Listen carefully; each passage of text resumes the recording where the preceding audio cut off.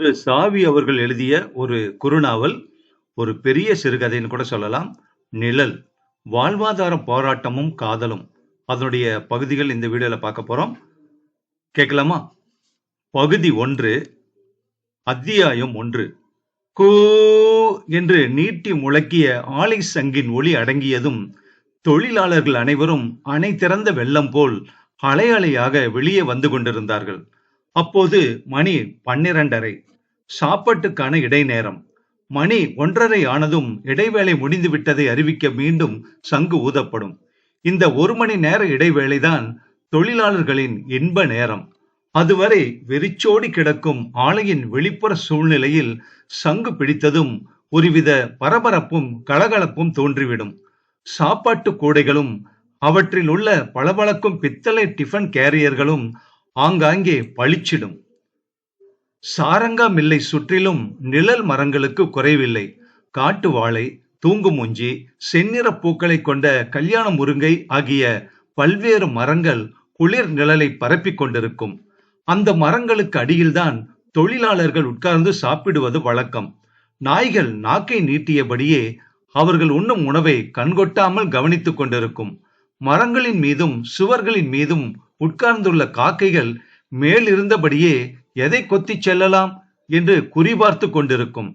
பூண்டு சேர்த்த மசாலா குழம்பின் நெடி சுற்றிலும் சூழ்ந்து வீசு. சங்கு ஊதியதும் தொழிலாளர்கள் அனைவரும் அவரவர்கள் வழக்கமாக உட்காரும் இடங்களில் போய் அமர்ந்து கொண்டார்கள். அதோ அந்த வேப்பமரத்தடியில் நிற்கும் கன்னி பெண் யார்? அவள் யாரை தேடுகிறாள்? யார் வரவை அத்தனை ஆர்வத்துடன் எதிர்பார்த்து கொண்டிருக்கிறாள்? மில் தொழிலாளி நாராயணசாமி நிதானமாக வெளியே வந்து கொண்டிருந்தான். அவன் கண்கள் யாரையோ தேடின.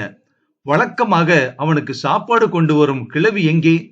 நாராயணசாமியின் வரவை எதிர்நோக்கி வேப்ப மரத்தடியில் நின்று கொண்டிருந்த அப்பெண்ணின் கண்களில் அவனை கண்டதும் ஒருவித ஒளி தோன்றியது. முகத்தில் மகிழ்ச்சி பிரதிபலித்தது. இதழ்கள் முறுவலித்தன. அந்த பெண்ணை கண்டதும் நாராயணசாமிக்கு தான் எத்தனை மகிழ்ச்சி! வேப்ப மரத்தை நோக்கி வேகமாக நடந்து சென்றான் அவன். பாப்பா, இந்த வெயில்ல நீயா சாப்பாடு எடுத்துக்கிட்டு வந்த? தார் ரோடிலே கால் சுட்டு போயிருக்குமே. ஏன், அந்த கிழவிக்கு என்னவா? அன்பும் பாசமும் கனிந்த குரலில் கேட்டான் நாராயணசாமி. அதுக்கு வீட்டுல வேலை இருக்குதான், பிள்ளைக்கு காய்ச்சலாம், வரலன்னு சொல்லிடுச்சு, அதனாலதான் நான் எடுத்தாந்த என்றாள் பாப்பா. வேப்ப மரத்துக்கு சற்று தூரத்தில் காம்பவுண்டு சுர திருப்பத்தில் உட்கார்ந்து சாப்பிட்டுக் கொண்டிருந்த கண்ணம்மாளின் முகம் கருத்து சிரித்தது. இதயத்தில் பொறாமை தீ கொழுந்து விட்டு எரிந்தது. அவர்கள் இருவருக்கும் உள்ள உறவின் தன்மையை அறிந்து கொள்ள துடித்தாள் அவள். பாப்பா இலையை போட்டு பரிமாறினாள் அவனுக்கு. அன்று அமாவாசை ஆனதால் வெறும் மரக்கறி உணவுதான். நாராயணசாமிக்கு அவ்வளவாக பிடித்தமில்லாத சாப்பாடு.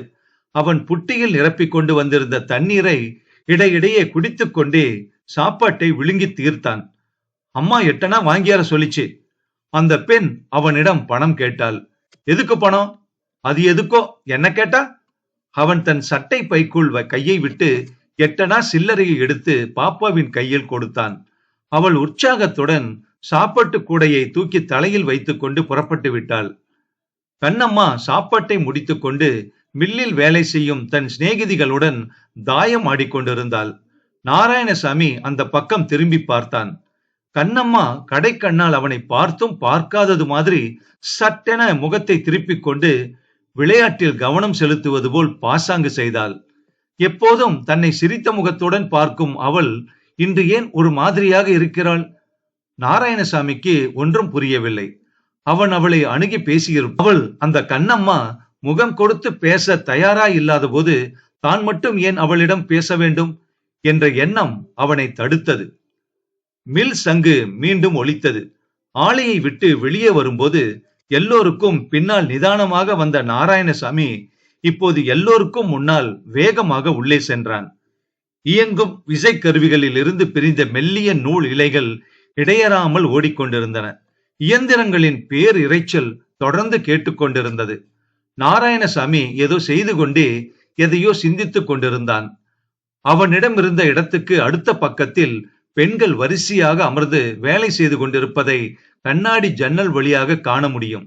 கண்ணம்மா எப்போதும் நாராயணசாமியும் தானும் ஒருவரை ஒருவர் பார்த்து கொள்ளும் கோணத்தில் உட்கார்ந்திருப்பது வழக்கம். ஆனால் இன்று மட்டும் ஏனோ வேறு இடத்தில் போய் உட்கார்ந்திருக்கிறாளே. தன் மீது அவளுக்கு என்ன கோபம்? லேசாக தலையில் வெண்பஞ்சு படிந்திருக்கும் அவள் முகம் அவனுடைய மனக்கண் முன் தோன்றியது. பாவம், கண்ணம்மா கிழவியாகிவிட்டால் அவள் தலை இப்படித்தான் நரைத்து வெளுத்துவிடும் என்ற ஒரு விசித்திரமான எண்ணம் அவன் உள்ளத்தில் தோன்றியது. அதை நினைக்கும் போது அவனுக்கு தன்னை அறியாமல் சிரிப்பு வந்துவிட்டது. இடைவேளையில் எப்போதும் கண்ணம்மா தன்னை பார்க்காமல், பேசாமல், சிரிக்காமல் போக மாட்டாளே. இன்று என்ன வந்துவிட்டது அவளுக்கு? ஒருவேளை பாப்பாவை பார்த்துவிட்டு கண்ணம்மா தப்பு கணக்கு போட்டிருப்பாளோ? தினமும் சாப்பாட்டு வேளையில் கீரை மசியல் அல்லது மீன் குழம்பு என்று ஏதாவது ஒன்றை கொண்டு வந்து கொடுப்பாளே. இன்று அவள் தன்னை திரும்பியும் பார்க்கவில்லையே. இன்று வேலை செய்யும் இடத்திலும் வேண்டுமென்றே இடம் மாறி உட்கார்ந்திருக்கிறாள் அவள். எதையோ மனதில் எண்ணிக்கொண்டுதான் இப்படி பேசாமல் இருக்கிறாள் என புரிந்தது அவனுக்கு. எத்தகைய துன்பங்களையும் பொறுத்து கொள்ளக்கூடிய நாராயணசாமிக்கு தன்னுடைய காதலி கண்ணம்மாளின் போக்கு பெரும் வேதனையை கொடுத்தது. அத்தியாயம் 2. ஆலையின் காரியாலய பகுதியில் ஏதோ ஒருவித இருள் படர்ந்த சூழ்நிலையின் அறிகுறி தென்பட்டது. மில் முதலாளி சாரங்கபாணியின் அறையில் இருந்து ஒலித்த மணி ஓசையில் எப்போதும் தொனிக்கும் இனிமை இல்லை. துயரத்தின் ஓலமாகவே அது ஒலித்தது. பியூன் வேணுகோபால் ஓடிச் சென்று மேனேஜர் ரங்கசாமியின் முதலாளி அழைப்பதாக கூறினான். ரங்கசாமி தயாராக வைத்திருந்த ஆலை தொழிலாளர்களின் பட்டியல், அவர்களுடைய சம்பளம், சர்வீஸ், காலம் முதலிய விவரங்கள் அடங்கிய ஃபைலுடன் முதலாளியின் அறைக்குள் நுழைந்தார். இதற்குள்ளாகவே ஆபீஸுக்குள் விஷயம் புகைய ஆரம்பித்து விட்டது. ஆலையில் ஆள் குறைப்பு நடக்கப் போகிறது என்னும் ரகசியம் கிட்டத்தட்ட எல்லோருடைய செவிகளுக்கும் எட்டிவிட்டது. ஏதோ என்னுடன் முக்கியமான ஒரு விஷயத்தை பற்றி பேச வேண்டும் என்று நேற்று சொன்னீர்களே, என்ன விஷயம் என்றார் சாரங்கபாணி முதலாளி. மேனேஜரிடம் சொன்னார். சார், வியாபாரிகளிடமிருந்து போதிய பருத்தி கிடைக்காததாலும் 2 இயந்திரங்கள் உபயோகமற்று போய்விட்டதாலும் 2 வருட காலமாகவே நம்முடைய மில்லில் பெருத்த நஷ்டம் ஏற்பட்டு கொண்டிருக்கிறது. இந்த வருடம் ஏற்பட்டுள்ள நஷ்டம் 1,60,000 ரூபாய். இதோ பேலன்ஸ் ஷீட் என்று கொடுத்தார் மேனேஜர் ரங்கசாமி. புருவத்தை சுளித்தபடி அதை கவனித்தார் சாரங்கபாணி. நஷ்டம் ஏற்படாமல் இருக்க என்ன செய்யலாம் என்று கேட்டார்.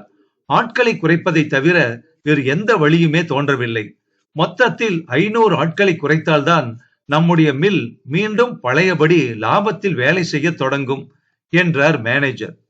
எவ்வளவு? 500 பேரா? அப்படியானால் நம் மில்லில் வேலை செய்பவர்கள் மொத்தம் எத்தனை பேர்? இதயமே நின்றுவிடும் போன்ற அதிர்ச்சியுடன் கேட்டார் சாரங்கபாணி. பார்சல் செக்ஷன்ல இருந்து கிளரிக்கல் செக்ஷன் வரை மொத்தம் 1170 பேர் இருக்கிறார்கள். இவர்களில் பெண் தொழிலாளர்கள் 260 பேர் என்றார் மேனேஜர். முதலாளி ஈனஸ்வரத்தில் என்று முணுமுணுத்தபடியே மேனேஜர் கொடுத்த பட்டியலை வாங்கி பார்த்தார்.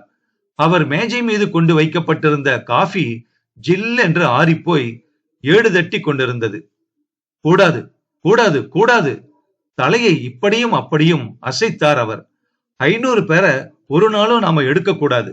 நமக்கு லாபங்கிறதே வேண்டாம். நஷ்டம் இல்லாம நடந்துகிட்டு இருந்தா அதுவே போதும்.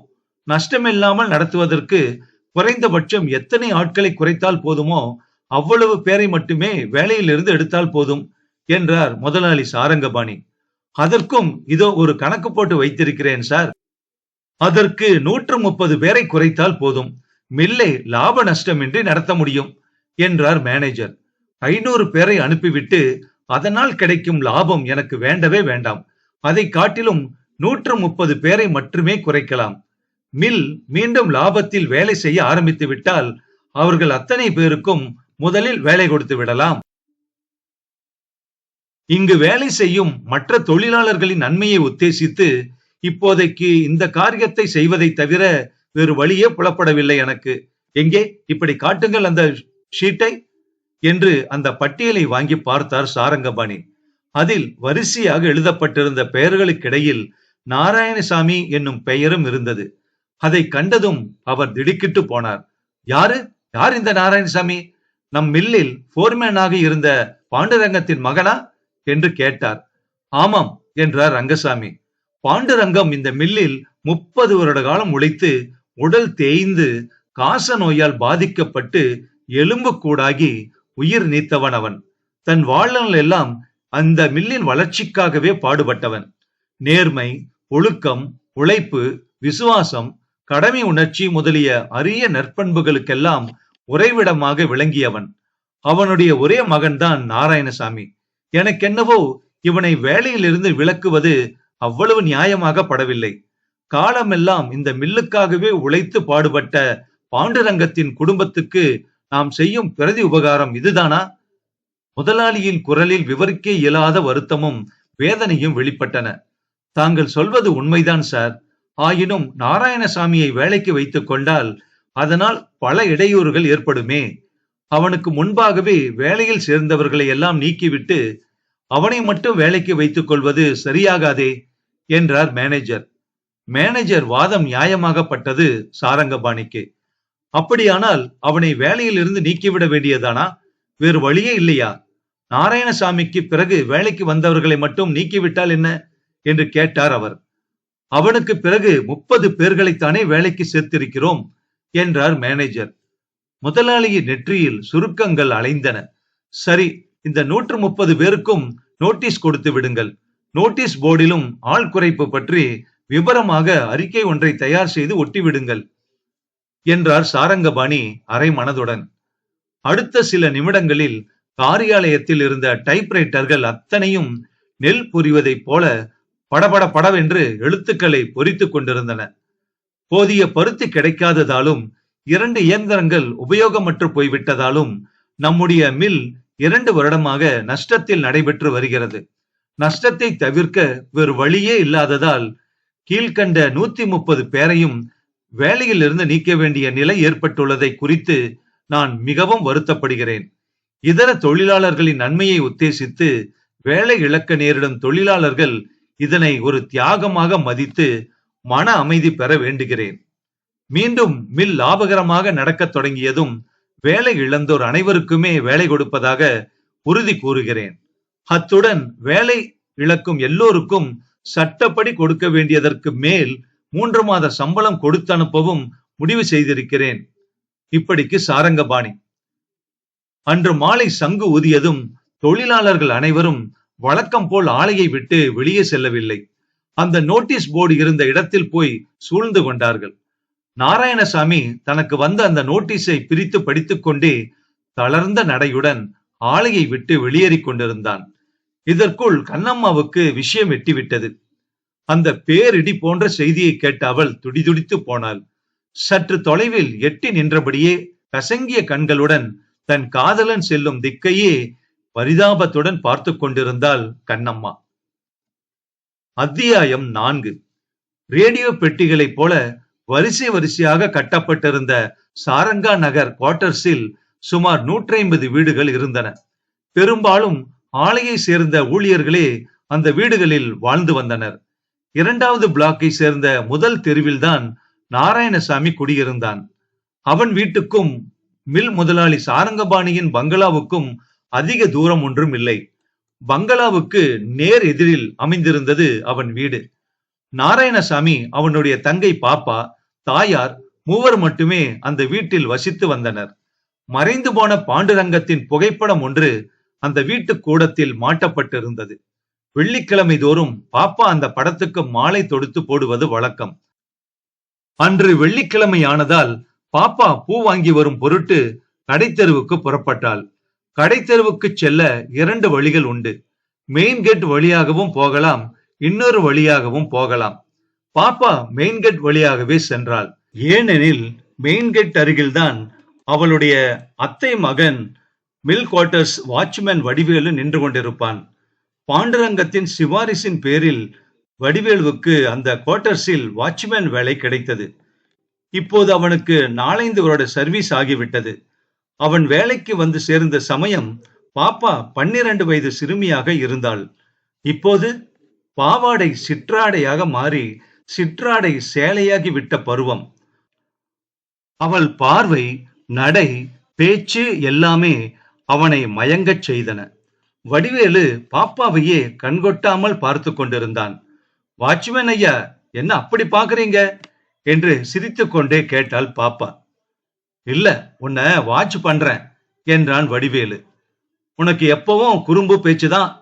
நான் போறேன். எங்க போற? பூ வாங்க. இன்னைக்கு வெள்ளிக்கிழமையாச்சே, அண்ணன் வர்றதுக்குள்ள அப்பாரு படத்துக்கு பூ தொடுத்து போட்டு வைக்கணும் என்றாள் அவள். பாப்பா, உனக்கு சங்கதி தெரியாதா? என்ன? மில்லுல 130 பேரை வேலையிலிருந்து எடுத்துட்டாங்க. என்ன, நம்ம மில்லுலையா? இருக்காதே, முதலாளி ரொம்ப நல்லவராச்சே. வியப்பும் திகைப்பும் மேலிட்டவளாய் கேட்டாள் அவள். நல்ல முதலாளிங்களுக்கு தானே சோதனை எல்லாம் வந்து சேருது. மில்லுல 2 வருஷமா லட்சக்கணக்குல நஷ்டமா. முதலாளி தான் என்ன செய்வாரு? அவரு நல்லவர் தான். ஆனா எத்தனை நாளைக்கு தான் நஷ்டத்துல நடத்துவாரு? மறுபடியும் லாபம் வர்ற போது எல்லோரையும் வேலைக்கு எடுத்துக்கிறதா வாக்கு கொடுத்திருக்காராம். அது சரி, நமக்கு தெரிஞ்சவங்க யாருக்கானும் வேலை போயிடுச்சா என்ன? அதெல்லாம் எனக்கு தெரியல. உங்க அண்ணன் பேரு கூட அதுல இருக்குதுன்னு கேள்வி என்றான் வடிவேலு. பாப்பா திடுக்கிட்டாள். வடிவேலுவை பார்த்ததும் பாப்பாவின் கண்கள் கலங்கி விட்டன. அதை கண்ட வடிவேலு, அழாத பாப்பா, கவலைப்படாத என்று அவளை தேற்றினான்.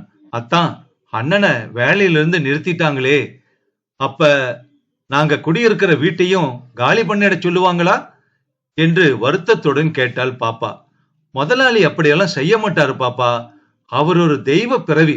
வேலை இழந்த ஏழை தொழிலாளிகளுக்கு வேறு எப்படி உதவி செய்யலாம்னு தான் யோசிச்சுக்கிட்டு இருப்பாரு. நீ ஒன்னும் கவலைப்படாத. நீ பூ வாங்கிக்கிட்டு அண்ணன் வர்றதுக்கு முன்னால நீ வீட்டுக்கு போய் சேரு என்று கூறி அவளை அனுப்பினான். அப்போது மணி 6. அத்தியாயம் 4. சாரங்கபாணி தன் பங்களாவுக்கு திரும்பி வந்ததும் மளமளவென்று மேல் மாடிக்கு சென்றவர் அப்படியே படுக்கையில் சாய்ந்து விட்டார். அவர் இதயம் கனத்தது. தலையை ஏதோ ஒரு பாரம் அழுத்தியது. செய்யக்கூடாத ஒரு குற்றத்தை செய்து விட்டதாக அவர் மனம் உறுத்தியது.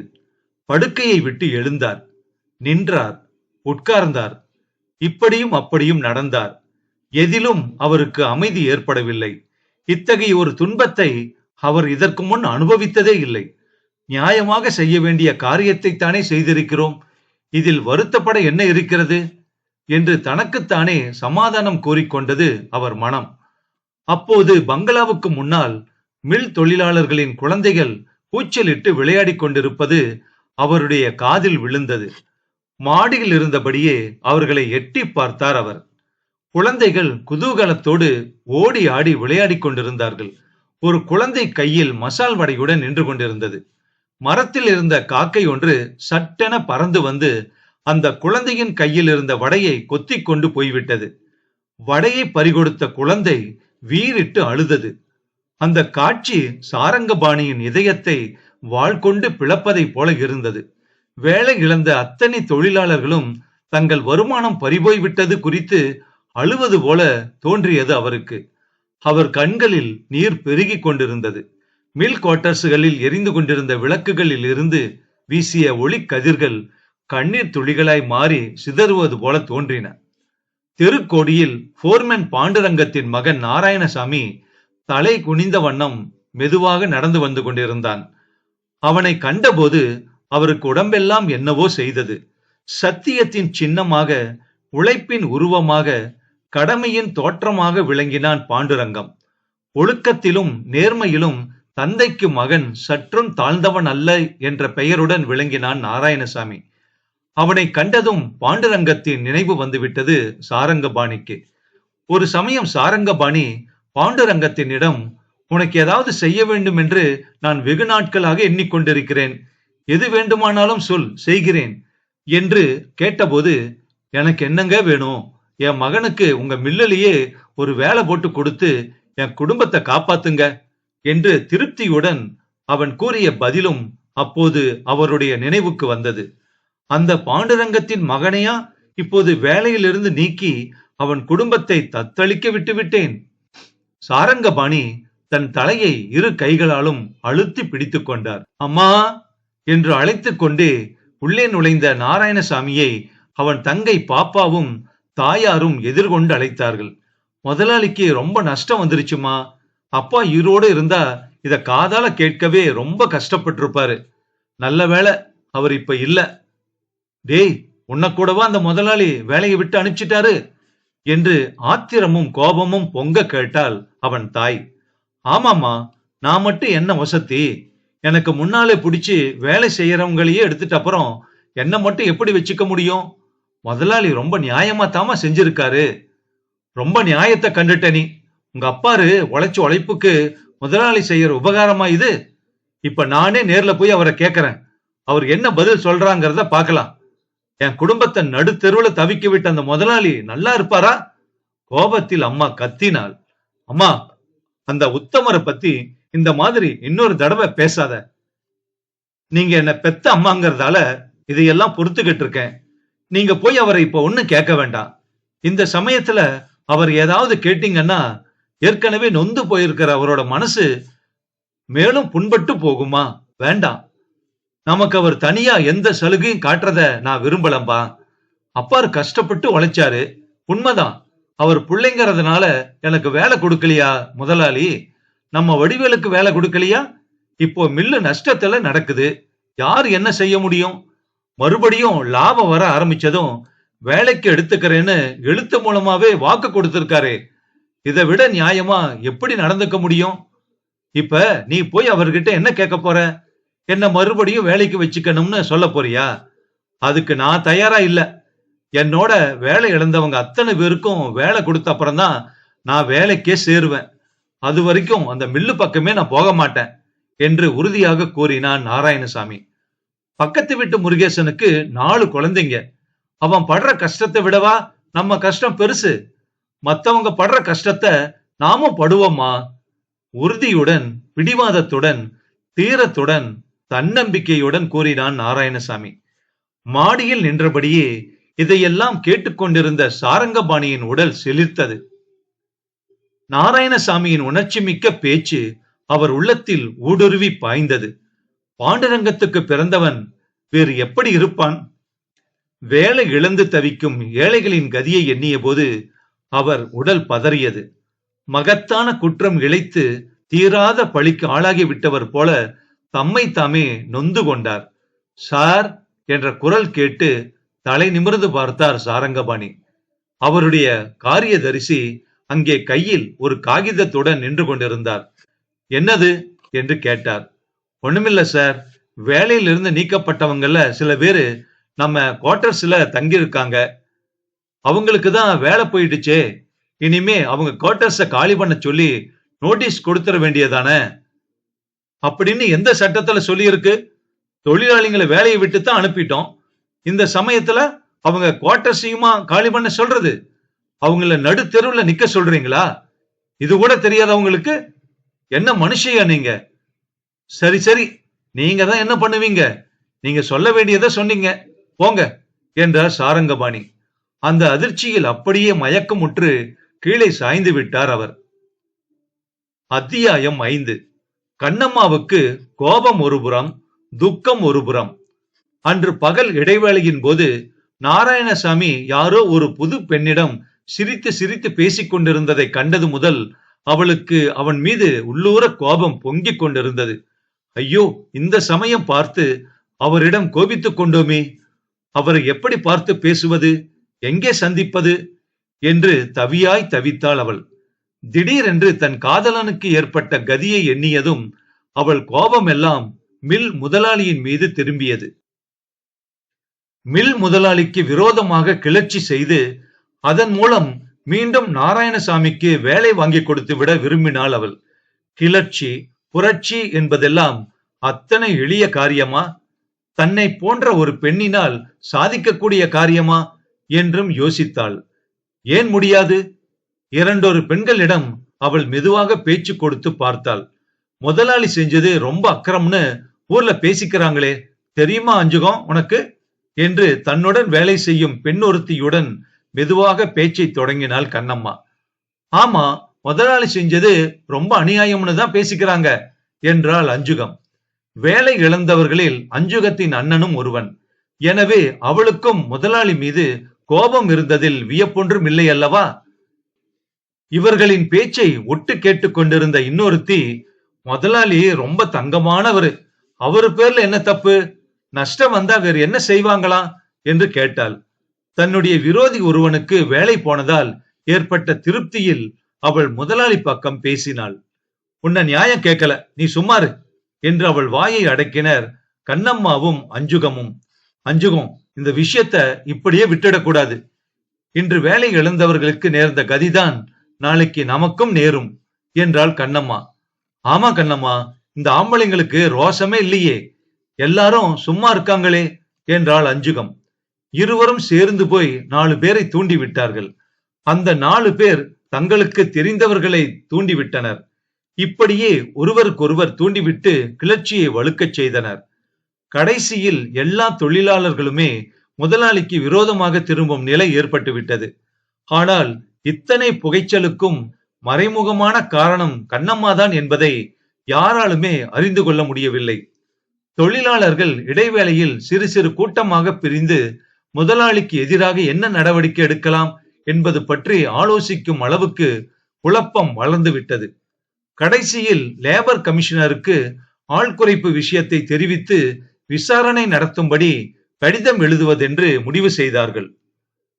தான் ஊதிவிட்ட சிறு பொறி பெரும் தீயாக வளர்ந்து விட்டதை அறிந்த கண்ணம்மாவுக்கு ஆனந்தம் தாங்கவில்லை.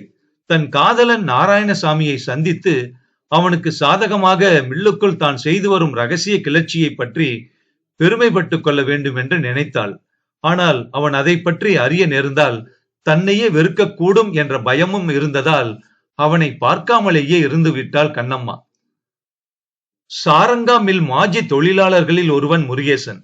அவனும் மில்லில் வேலை இழந்த பின்னும் சிலரும் மில் தொழிலாளர்களுக்கு சாப்பாடு கொண்டு வந்து கொடுத்து அதன் மூலம் கிடைக்கும் சொற்ப வருவாயில் குடும்பத்தை காப்பாற்றி வந்தனர். வழக்கம் போல் அன்றும் முருகேசன் சாப்பாட்டு கூடையை கொண்டு வந்தான். கண்ணம்மா அவன் தலையில் இருந்த பளுவை இறக்கிக் கொண்டே, நீங்கெல்லாம் சீக்கிரமே வேலைக்கு திரும்பி வந்துடலாம், இந்த மாதிரி கஷ்டப்பட வேண்டாம் என்று கூறினாள். ஏன் என்று ஆவலுடன் கேட்டான் அவன். ஆமா ஆமா, தொழிலாளிகள் எல்லாம் சேர்ந்து லேபர் கமிஷனருக்கு எழுதியிருக்கோம். அநேகமாக எல்லாரையும் திருப்பி வேலைக்கு வச்சுக்கும்படிதான் உத்தரவு போடுவாங்களாம். உங்க பக்கத்து வீட்டுக்கார ஐயாவை பார்த்தா சொல்லு என்று உற்சாகத்துடன் கூறினாள் கண்ணம்மா. யாரு? நாராயணசாமி கிட்ட தானே? இவ்வளவு நல்ல சமாச்சாரத்தை சொல்லாம இருப்பனா? ஆமா, இவ்வளவு தூரத்துக்கு முயற்சி பண்ணி மேலுக்கு எழுதி போட்டது யாரு என்று கேட்டான் முருகேசன். இங்க வேலை செய்யற எல்லாரும் தான் முயற்சி எடுத்துக்கிட்டோம், ஏன் நான் தான் செஞ்சேன்னு வேணாலும் வச்சுக்க ஏன் என்று கூறினாள் கண்ணம்மா. அத்தியாயம் 6. மறுநாள் காலை மணி 8 இருக்கும். சாரங்கா மில் ரோடு வழியாக சைக்கிளில் போய்க் கொண்டிருந்தான் நாராயணசாமி. சாலையில் அவனுக்கு தெரிந்த தொழிலாளர்கள் எல்லாம் சாரி சாரியாக வந்து கொண்டிருந்தார்கள். 2 மைல் தூரத்தில் கூட்டுறவு பால் பண்ணை ஒன்று இருந்தது. அந்த பண்ணையில் இருந்து பால் வாங்கி வீடுகளுக்கு சப்ளை செய்தால் மாதம் 30-40 ரூபாய் கிடைக்கும் என்ற செய்தியை அறிந்திருந்த கண்ணம்மா தன் காதலனுக்காக அந்த வேலைக்கு முயன்று கொண்டிருந்தாள். அந்த பண்ணையில் கண்ணம்மாவின் அக்காள் புருஷன் கன்னியப்பன் மேனேஜராக இருந்தார். 2 நாட்களுக்கு முன்னால் கண்ணம்மா தன் அக்காள் புருஷனை போய் பார்த்து நாராயணசாமிக்கு அந்த பண்ணையில் ஏதாவது வேலை போட்டு கொடுக்கும்படி கேட்டுக்கொண்டாள். இப்போ ஒன்னும் சான்ஸ் இல்லையே, பால் சப்ளை செய்யறதுக்கு மட்டும் ஆளு தேவை, ஆனா அதுக்கும் சைக்கிள் இருக்கணும். சைக்கிள் அலவன்ஸ்னு 10 ரூபா கொடுப்பாங்க. அதை தவிர படிக்கு ஓரணா கமிஷன் கொடுப்பாங்க. பால் டின்னுங்களை சீல் வச்சுதான் கொடுப்போம். சம்மதம்னா புதன்கிழமை வந்து என்னை பார்க்க சொல்லு. ஆமா, யார் அந்த நாராயணசாமி என்று கண்ணம்மாவை விசாரித்தார் கன்னியப்பன். கண்ணம்மாள் நாணத்துடன் தலையை கவிழ்ந்து கொண்டே, எனக்கு தெரிஞ்சவரு, மில்லுல வேலை செஞ்சுக்கிட்டு இருந்தாரு, இப்ப வேலை போயிடுச்சு அவருக்கு என்றாள். கன்னியப்பன் விஷயத்தை புரிந்து கொண்டார். சரி, புதன்கிழமை காலம்பர 9 மணிக்குள்ளார வந்து என்ன பார்க்க சொல்லு என்று கூறிவிட்டு அனுப்பினார். கண்ணம்மா சாப்பாடு கொண்டு வரும் முருகேசனிடம் பால் பண்ணை வேலையை பற்றி நாராயணசாமிக்கு தகவல் அனுப்பியிருந்தாள். முருகேசன் மூலம் அந்த தகவலை அறிந்ததும் நாராயணசாமி பால் பண்ணைக்கு போய்க் கொண்டிருந்தான். இப்போது சங்கு பிடிக்கும் நேரம் ஆயிற்றே, ஒருவேளை கண்ணம்மா எதிரே வருவாளோ அல்லது இதற்குள் மில்லுக்கு போய்விட்டிருப்பாளோ என்ற எண்ணத்துடனேயே சைக்கிள் பெடலை உதைத்துக் கொண்டிருந்தான். அவன் எதிர்பார்த்தபடியே கண்ணம்மா சற்று தொலைவில் வந்து கொண்டிருந்தாள். சைக்கிளை நிறுத்தி அவளுடன் பேசுவதா அல்லது பிகுவாக பேசாமலே போய்விடுவதா என்ற அவசர பிரச்சனை ஒன்று தோன்றிவிட்டது அவனுக்கு. இதற்குள் கண்ணம்மா அவன் சமீபமாக நெருங்கி வந்து விட்டாள். நாராயணசாமியை பற்றி அவள் இதயத்தில் 3 விதமான உணர்ச்சிகள் கதம்பமாய் கலந்து கிடந்தன. ஒன்று அன்பு, மற்றொன்று கோபம், இன்னொன்று அனுதாபம். அவனை கண்டதும் அவள் கோபம் எல்லாம் எங்கோ பறந்து விட்டது. கண்ணீர் சிந்தியபடியே மௌனமாக நின்று கொண்டிருந்தாள் கண்ணம்மா. அழாதே கண்ணம்மா, எனக்கு என்ன ஆண்டவன் கொடுத்த கைகால் இல்லையா உழைச்சு பொழைக்க? கூட்டுறவு பால் பண்ணையில ஏதோ வேலை இருக்குதுன்னு முருகேசங்கிட்ட சொல்லி அனுப்பியிருந்தியே, இப்ப அங்கதான் போறேன் என்றான் நாராயணசாமி. முதலாளி கொஞ்சம் கூட நன்றியில்லாத மனுஷன். உங்களை வேலையிலிருந்து விளக்குனது என்ன நியாயம்? மில்லுல எல்லோருமே பேசிக்கிறாங்க. உங்க அப்பா உழைச்ச உழைப்புக்கு உங்க குடும்பத்தை தலைமுறை தலைமுறையா காப்பாத்த கடமைப்பட்டிருக்காராம். ஏன் எங்க அப்பாரு சம்பளமே வாங்கிக்காம வேலை செஞ்சாராமா? கண்ணம்மா, யாரோ பொறுப்பில்லாதவங்க பேசுற பேச்ச கேட்டுக்கிட்டு வாய்க்கு வந்தபடியெல்லாம் வளராத. யாரோ உன் மனச கெடுத்திருக்காங்க. அந்த தங்கமான மனுஷரை பத்தி எவனாவது தவறா பேசினா நான் அவங்கள சும்மா விட மாட்டேன். ஆமா, என் பேர்ல உனக்கு அன்பு இருக்கலாம், அதுக்காக நீ யாரையும் தப்பா பேசக்கூடாது, புரியுதா? நாராயணசாமி உணர்ச்சியோடு பேசினான். கண்ணம்மா எது சொல்ல வாயெடுத்தாள். இதற்குள் மில் சங்கு ஊதிவிட்டது. போ போ, வேலைக்கு நேரமாயிடுச்சு, வேலைக்கு லேட்டா போகக்கூடாது. ஏன் ஏன் தயங்கிக்கிட்டே நிக்கிற என்று அவளை பார்த்து கேட்டான். ஒண்ணுமில்ல, அன்னைக்கு உங்களுக்கு சாப்பாடு எடுத்து வந்தாளே. ஓஹோ, அவ யாருன்னு கேக்குறியா? எனக்கு தெரிஞ்சவதான். அது தெரியுது. தெரியாதவளா அத்தனை அன்பா சோறு எடுத்தாந்து கொடுப்பா? யாருன்னு கேட்டேன். ஏன் உனக்கு பொறாமையா இருக்குதா? எனக்கு என்ன பொறாம? அவ கண்கள் சிவந்து உதடுகள் நெளிந்தன. பின்னையே பேசாமையே இருந்தியா? பைத்தியம், அது யாரும் இல்ல, என் தங்கச்சி தான், பாப்பான்னு பேரு. இவ்வளவு பெரிய தங்கச்சி இருக்காளா உங்களுக்கு? அழகா இருக்காளே. அட மடச்சின்னா, உங்க தங்கச்சி பின்ன எப்படி இருப்பாளா? உங்களை தப்பா நினைச்சு உங்ககிட்ட பேசாம இருந்ததுக்கு என்ன மன்னிச்சிருங்க. பெண் புத்தி தானே, அதுலயும் நீ எப்பவுமே அவசர புத்திக்காரின்னு தான் எனக்கு தெரியுமே. சரி, உங்க தங்கச்சிக்கு கல்யாணம் ஆயிடுச்சா? இந்த வருஷம் அதோட கல்யாணத்தை முடிச்சிடலாம்னு தான் இருந்தேன். ஆனா அதுக்குள்ளதான் இப்படியெல்லாம் ஆயிடுச்சு மில்லுல. எப்படியும் அடுத்த வருஷத்துக்குள்ளையாவது செஞ்சிருவேன். அப்புறம்தான் உங்க கல்யாணமா? அத பத்தி இப்ப என்ன? வேலை கிடைச்சப்புறம் பாத்துக்கலாம். ஏன் அதுக்குள்ள அவசரமோ உனக்கு? அவசரம் ஒண்ணுமில்ல, எவ்வளவு நாளானாலும் நான் காத்திருப்பேன். சரி, நீ போ, நேரமாயிடுச்சு. கண்ணம்மா மில்லை நோக்கி விரைந்தாள். நாராயணசாமி கொஞ்ச தூரம் போனதும் எதிரில் வந்த முருகேசனும் ரத்தனசாமியும் அவனை தடுத்து நிறுத்தினார்கள். என்ன பண்ற முருகேசா? எங்கேயாச்சும் வேலை கிடைச்சுதா? வேலையா? மறுபடியும் தான் எல்லோருமே மில்லுக்கு போக போறோமே, உனக்கு தெரியாதா என்று சொன்னான் ரத்தனசாமி. முதலாளி எல்லோரையும் திரும்ப சேர்த்துக்கிறதா சொல்லி இருக்காரா? இல்ல, மில்லு தொழிலாளிங்க எல்லோரும் சேர்ந்து பெட்டிஷன் போட்டிருக்காங்களாம். நாளைக்கோ நாளை மறுநாளைக்கோ மேலிடத்துல இருந்து அதிகாரிங்க வந்து விசாரணை நடத்த போறாங்கன்னு எல்லாரும் பேசிக்கிறாங்களே. அநேகமா எல்லாரையுமே திருப்பி எடுத்துக்கணும்னு உத்தரவாயிடும்னு கூட சொல்றாங்களே. முதலாளிக்கு எதிரா மில்லுக்குள்ளேயே பெரிய கிளர்ச்சி நடந்துகிட்டு இருக்குது. இதெல்லாம் உனக்கு தெரியவே தெரியாதா? நாராயணசாமிக்கு கோபமும் ஆத்திரமும் பொங்கி வந்தன. என்னது, கிளர்ச்சி செய்யறாங்களா? யார் அவனுங்க? அவங்க யாருங்கிறத இப்பவே கண்டுபிடிச்சாகணும். அவங்கள சும்மா விடக்கூடாது. அமைதியே நடக்கிற மில்லுல கலவரத்தை ஏற்படுத்தி முதலுக்கே மோசம் செய்ய போறாங்களா? இந்த கிளர்ச்சிக்கெல்லாம் யாரு காரணம்? அவங்கள சொல்லு, நான் போய் பாக்கறேன். உனக்கு தெரியாதா அது? அதுதான் இப்ப உன்னோட பேசிட்டு போனாலே கண்ணம்மா, அவதான் என்றான் ரத்தனசாமி. யாரு? கண்ணம்மாவா? உங்களுக்கு எப்படி தெரியாது? அவளேதான் சொன்னா. பெட்டிஷன் போட்டதே அவதானா. நாராயணசாமிக்கு ஒரே குழப்பமாய் இருந்தது. கண்ணம்மாவா? அவளா இப்படியெல்லாம் செய்தாள்? அவனால் நம்பவே முடியவில்லை அதை. பகுதி 2 மற்றும் இறுதி பகுதி. அத்தியாயம் 7. அம்மா, நாளையிலிருந்து நான் பால் விற்க போறேன் என்று கூறிக்கொண்டே வந்த நாராயணசாமி சைக்கிளை தாழ்வாரத்தில் கொண்டு போய் நிறுத்தினான். பால் வியாபாரமா? அது பாவமான தொழிலாச்சேப்பா. லாபம் வேணும்னா தண்ணி கலந்தாதான் முடியும். அப்படி மோசம் செஞ்சு பொழைக்கிற பால் வியாபாரம் நமக்கு வேணாம் என்றாள் நாராயணசாமியின் தாய். நான் விற்க போறது சீல் வச்ச பாலுமா. பால் டிப்போவிலேயே பாத்திரத்தை மூடி சீல் வச்சு கொடுத்துருவாங்க. லாபம் நம்மளை சேர்ந்தது, பாவம் பால் டிப்போவை சேர்ந்தது. அதிர்ஷ்டம் இருந்தா மாசம் 50 ரூபாய் கூட கிடைக்கும். அம்மா, டிப்போவுல தயிர் கூட கொடுக்கறாங்க, நீங்க அதை வாங்கி விற்கலாம் என்றான் நாராயணசாமி. தயிரா? அப்படின்னா நீ பால் வாங்கும் போதே அதையும் சேர்த்து வாங்கிக்கிட்டு வந்துரு. நான் 4 இடங்கள்ல வாடிக்கை பிடிச்சு வித்துட்டு வரேன். மானத்தோடு வாழணும், எந்த தொழில் செஞ்சா என்ன என்றாள் அவன் தாய். அண்ணா, எனக்கு தையல் வேலை தெரியும்ல, நானும் சும்மா இல்லாம தையல் வேலை செய்ய போறேன். நாம 3 பேருமே பாடுபட்டு உழைச்சா கடவுள் நமக்கு படி அளக்காமலா போயிடுவாரு என்றாள் பாப்பா ஆர்வத்துடன். தினமும் 8 மைல் தூரம் சைக்கிளில் போய் பண்ணையில் இருந்து பாலும் தயிரும் கொண்டு வந்தான் நாராயணசாமி. காலையிலும் மாலையிலும் அலைந்து திரிந்து உழைத்தான். அவன் தாயாரும் தயிர் வியாபாரம் செய்து வந்தாள். பாப்பா வீட்டோடு தையல் வேலை செய்து வந்தாள். சாரங்கபாணி தம் பங்களாவில் இருந்தபடியே பாண்டுரங்கத்தின் மனைவி மக்கள் படும் துன்பங்களை கண்டு மனம் நெகிழ்ந்தார். மற்ற குடும்பங்களிலும் இப்படித்தானே கஷ்டப்பட்டு கொண்டிருப்பார்கள். இதற்கெல்லாம் யார் காரணம்? செய்யக்கூடாத ஒரு பெரும் குற்றத்தை தாம் செய்துவிட்டதாக எண்ணிக்கொண்டு தமக்குத்தாமே சங்கடப்பட்டார் அவர். பாண்டுரங்கத்தின் குடும்பத்துக்கு தன்னால் எந்த விதத்தில் உதவ முடியும்?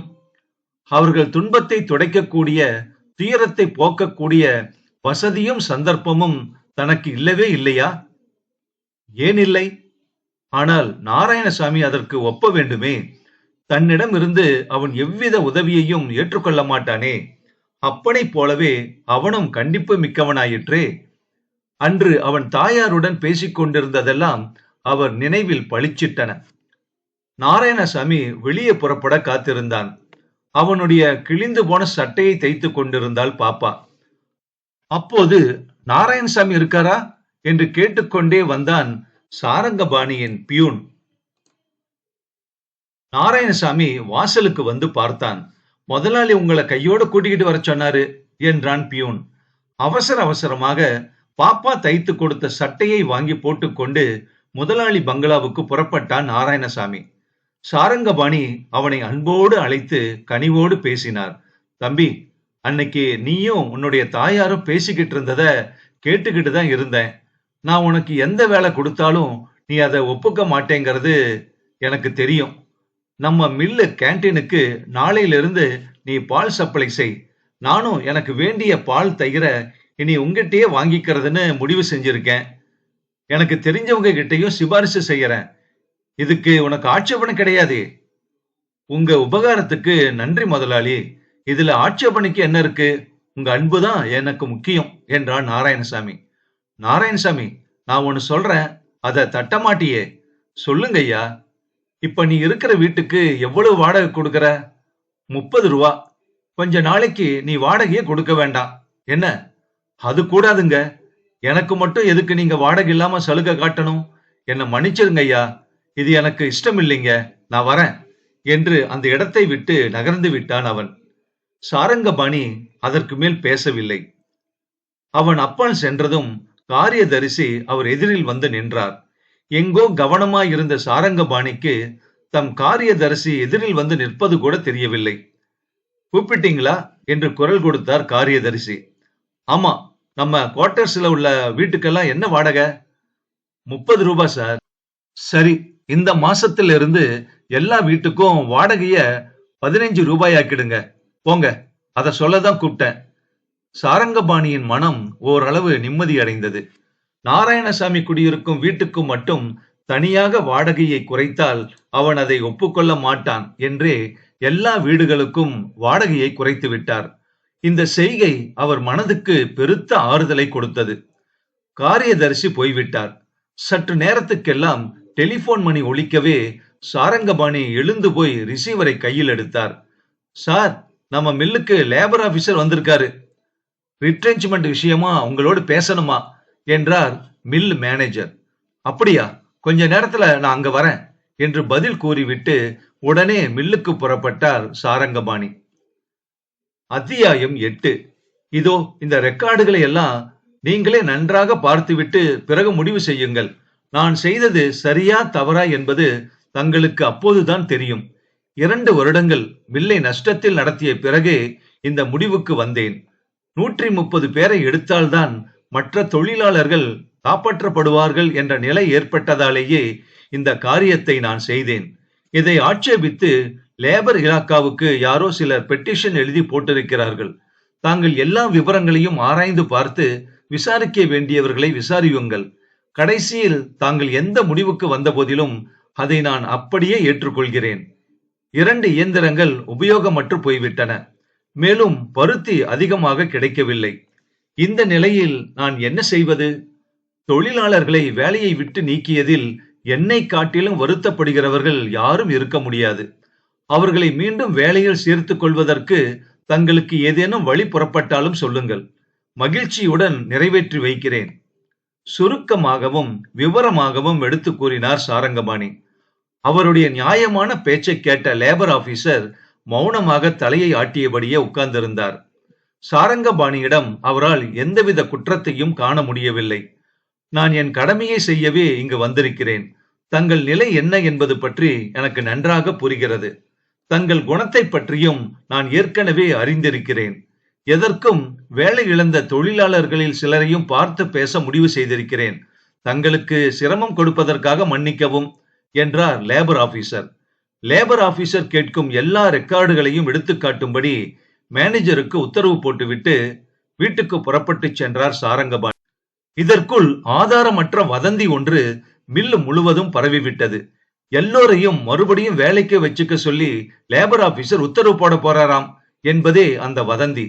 இந்த ஆதாரமற்ற வதந்தியை பத்திரிகைகள் உண்மை செய்தி போல் திரித்து கொட்டை தலைப்பில் பின்வருமாறு பிரசுரம் செய்தன. சாரங்கா மில் தகராறு, சர்க்கார் தலையீடு, வேலையை விட்டு அனுப்பப்பட்டவர்கள் எல்லோரையும் மீண்டும் வேலைக்கு வைத்துக் கொள்ளும்படி லேபர் கமிஷனர் உத்தரவு. அத்தியாயம் 9. வாட்ச்மேன் வடிவேலு மெயின் கேட்டுக்கு அருகில் உட்கார்ந்தபடியே மலபார் முண்டு விற்கும் ஒருவனிடம் பேசிக் கொண்டிருந்தான். தூரத்தில் பாப்பா வருவதை கண்டதும் வடிவேலுவுக்கு அவனிடம் பேசிக் கொண்டிருக்க பிடிக்கவில்லை. எனவே அவள் வருவதற்குள் எப்படியோ அவனிடம் பேச்சை முறித்து அவனை அனுப்பிவிட்டான். இன்னைக்கு என்ன பார்த்தா ஏதாவது புதுசா தெரியுதா உனக்கு என்று கேட்டாள் பாப்பா அவனிடம். அப்படி ஒன்னும் தெரியலையே. ஆமா, உனக்கு எங்க தெரிய போகுது? இந்த புல்லாக்க பாத்தியா? எங்க அம்மாவது இது. இத்தனை நாளா பெட்டியில இருந்துச்சு. காலையில எதுக்கோ பெட்டியை திறந்த போது இந்த புல்லாக்க அதுல கிடந்தது. நீதான் எடுத்து போட்டுக்கியன்னு அம்மா சொன்னாங்க. நான் போட்டுக்கிட்டேன். எப்படி இருக்கு?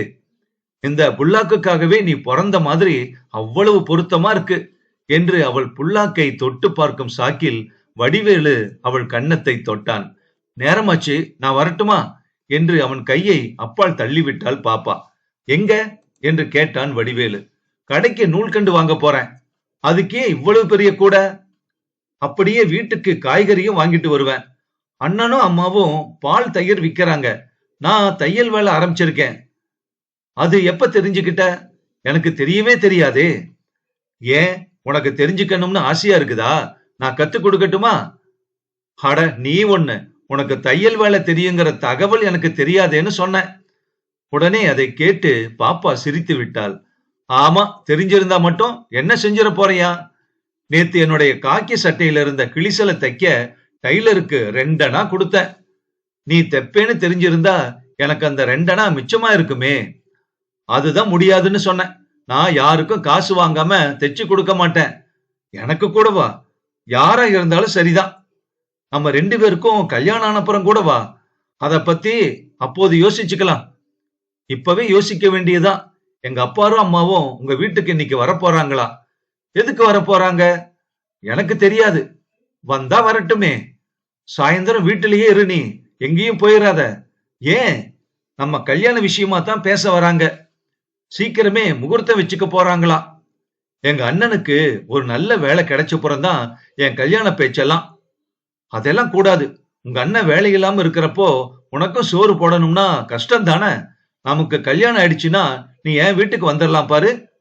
ஆமா, இப்ப எல்லாம் உன் அண்ணனை பார்க்கவே முடியலையே, எங்க போயிடுறாரு? மில்லுல யாரோ ஆபீசர் வந்து யார் யாரையோ கூப்பிட்டு விசாரணை செஞ்சுக்கிட்டு இருக்காராமே, தெரியாத உனக்கு? அண்ணன் அதே கவலையா இருக்காரு. சந்தர்ப்பம் கிடைச்சா வேலை போனவங்களை எல்லாம் கூட்டிக்கிட்டு அந்த ஆபீசர் கிட்ட போய், முதலாளி செஞ்சது ரொம்ப நியாயம், நாங்க எல்லாருமே அதை ஆமோதிக்கிறோம்னு சொல்ல போறாராம். அதுக்காக தான் 4 நாளா வீட்டிலேயே தங்காம அலைஞ்சுகிட்டு இருக்காரு அண்ணன் என்றாள் அவள். பாவம், யாரோ முதலாளி பேர்ல அநியாயமா பெட்டிஷன் எழுதி போட்டிருக்காங்களாம். அவர் செஞ்சதுல என்ன தப்பு? அவரால எத்தனை நாளைக்கு தான் நஷ்டப்பட முடியும்? மொத்தமா மில்ல மூடி எல்லார் வயிற்றுலயும் அடிக்காம இருந்த வரைக்கும் செஞ்சதே எவ்வளவோ புண்ணியமாச்சே. ஆனா நியாயத்துக்கு இது ஏது காலம்?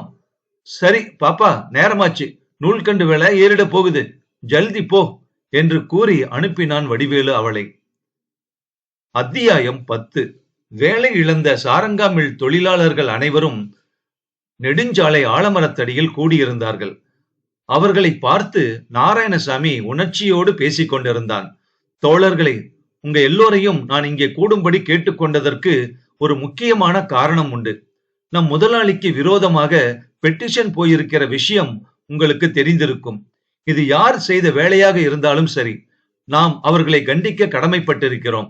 சமயம் கிடைக்கும் போது லேபர் ஆபீசரிடம் எல்லோரும் கூட்டமாய் போய் முதலாளி செய்தது சரி என்று சொல்லிவிட வேண்டும். மில்லிலே நடக்கின்ற குழப்பத்தை தடுத்து நிறுத்தாவிட்டால் நாம் முதலாளிக்கு துரோகம் செய்தவர்களாவோம். நம் மில்லுக்கு கெட்ட பேர் ஏற்படுவதை பார்த்துக்கிட்டு நாம பேசாம இருக்கலாமா? யாருடைய சூழ்ச்சிக்கும் இதிலே இடம் தரக்கூடாது. நீங்கள் எல்லாம் என்ன சொல்றீங்க? நாராயணசாமி, நீ சொல்றபடியே நடக்கிறதுக்கு நாங்க எல்லாருமே தயார் என்று கூட்டத்தில் இருந்த அத்தனை பேரும் குரல் கொடுத்தனர். நீங்கள் அத்தனை பேரும் நியாய உணர்ச்சியோடு இருப்பதை பார்க்கும்போது எனக்கே உற்சாகமாக இருக்கு. நம் முதலாளிக்கு இது தெரிந்தால் ரொம்ப சந்தோஷப்படுவார்.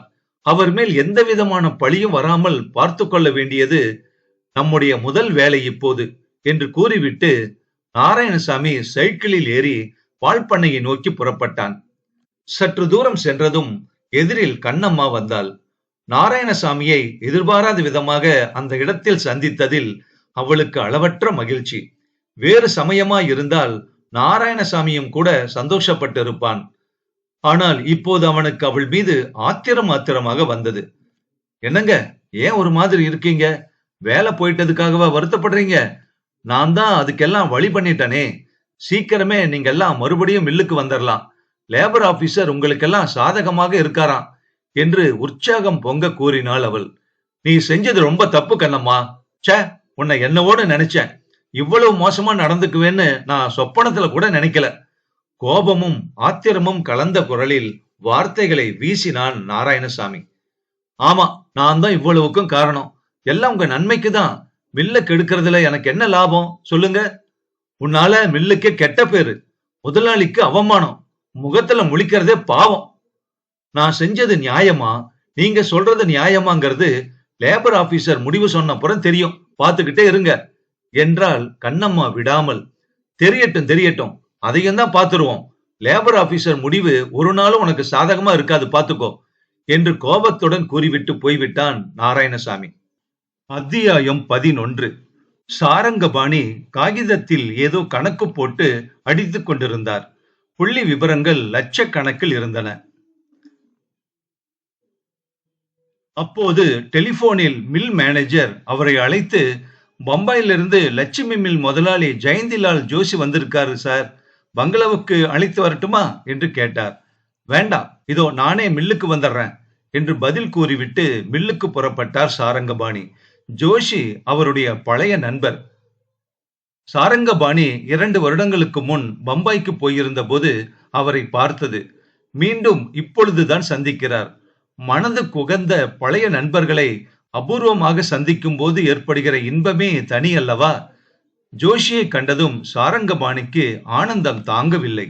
அன்று சாரங்கபாணியின் வீட்டில் ஜோஷிக்கு பலமான விருந்து நடைபெற்றது.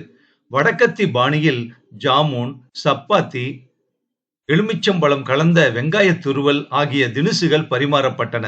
ஜோஷி அவற்றை ரசித்து ருசித்து சாப்பிட்டார். இருவரும் சாப்பிட்டபடியே பழைய கதைகளை எல்லாம் பேசினார்கள். ஜோசியின் வழுக்கை தலையை கண்ட சாரங்கபாணி, உன் தலையில் இப்போது ஒரு மயிர் கூட இல்லையே என்று வியப்புடன் அவரை நோக்கினார். ஆமாம், பம்பாய் தண்ணீரின் விசேஷம் அது. பம்பாயில் 160 பேர் பால்டுதான் என்றார் ஜோசி. பேச்சுக்கிடையில் சாரங்கபாணி சொன்னார், ஆமாம், உங்க மில்லை மூடிவிடப் போவதாக கேள்விப்பட்டேனே, வாஸ்தவமா என கேட்டார். ஆமாம், எனக்கு வயசாகிவிட்டது. மில்லை வைத்து மேனேஜ் பண்ண முடியவில்லை. அத்துடன் என் மாப்பிள்ளை ஏதோ புதிதாக எக்ஸ்போர்ட் பிசினஸ் ஆரம்பிக்க போகிறாராம். அதற்கு நிறைய கேபிட்டல் வேண்டுமாம். அதனால் மில்லை விற்று வரும் பணத்தை மாப்பிள்ளையிடம் கொடுத்துவிட உத்தேசித்திருக்கிறேன் என்றார் ஜோசி. அப்படி என்றால் உங்க மில்லில் இருந்து எனக்கு 2 இயந்திரங்களை விலைக்கு கொடுக்க முடியுமா? நான் என்னுடைய மில்லை பெரிதாக விஸ்தரிக்கலாம் என்று யோசனை செய்து கொண்டிருக்கிறேன் என்றார் சாரங்கபாணி. தேவையான பருத்தி கிடைக்காததால் ஏக நஷ்டம். அதனால் 100 பேருக்கு மேல் ஆள் எடுத்து விட்டேன் என்று லெட்டர் போட்டிருந்தீர்களே, இப்ப எதுக்கு புதிதாக மிஷின் வாங்க போறீங்க? இப்ப பருத்தி நிறைய கிடைக்குது.